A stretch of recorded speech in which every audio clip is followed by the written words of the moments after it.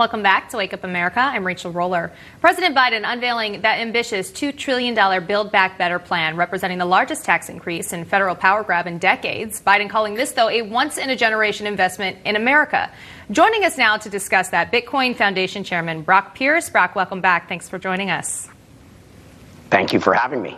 So tell us, Brock, what does this new bill mean for the average American? We see it essentially says it won't affect you, but in a sense, it will affect you in some way or the other. Well, I wholeheartedly agree that the American people are hurting right now. And so for many of us, there will be positive benefits out of this. One thing that I do like and is worth pointing out is the emphasis on rebuilding American infrastructure. We have fallen far behind countries like China and Singapore, and the fact that if we're going to print this money, at least that money is being invested in infrastructure that will hopefully benefit America in the long run. And do you think these types of infrastructure plans are going to take years, that we're not really going to see an economic impact right now that we could really be using in a sense because of the way the nation has been over the past year with COVID? Oh, yeah, we're going to be in for a very rude awakening when the economy again begins to reopen. I'm happy that we are investing in infrastructure. It will create infrastructure jobs, high-paying jobs, and improve the infrastructure that we use and rely on a day-to-day basis. But the most important thing, which hasn't been addressed in this, is what are we going to be doing for small businesses, in many cities, half of which have failed. And so the most important thing is how are we really going to jumpstart this economy in a broader sense beyond the infrastructure, and that really hasn't been addressed, at least to my satisfaction thus far. That's what I wanted to talk about with you next. There's over $2 trillion in tax hikes incorporated in this bill, but of course we're talking about small businesses. That means lower wages, higher prices for Americans. How is this going to affect working class Americans? Those small businesses that are struggling to recover from the pandemic have likely, many of them still have their doors closed in multiple cities across the country. Well, in general, tax hikes do provide some short-term benefits. I'm not sure they're the long-term example. As I've said many times before, America doesn't have a money problem. We're the wealthiest country in the world. What we have is a resource allocation problem, an efficiency problem, and things of that nature. And those concerns really haven't been addressed by any administration. And this is a problem that is going to continue to linger.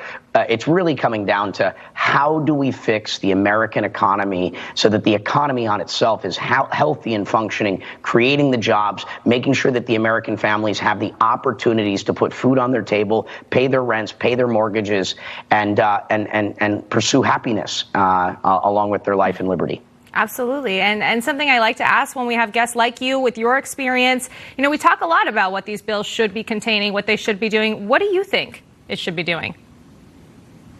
Well, I mean, it's a difficult thing, especially in this very polarized political environment, to get anything done. It's really sad when you see one side propose a good idea, the other side, even if they like it, just has to go against it, which is illogical and irrational. And so under those circumstances, it's very difficult. But overall, sort of tax reform is probably a necessary thing, something that is more fair and addresses the needs of all Americans.